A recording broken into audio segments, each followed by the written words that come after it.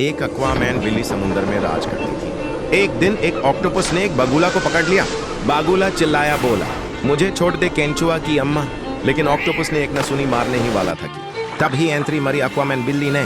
बोला, अबे तू तो मेरा ब्रेकफास्ट है और तेरी इतनी हिम्मत कि तू किसी और को अपना ब्रेकफास्ट बनाए। उसने बगुला को बचाया और ऑक्टोपस को निपटाया। एक झटके में तल के चटनी के साथ चबा गया। गाइस, आपका फेवरेट सुपर हीरो कौन सा ही कमेंट में बताएं।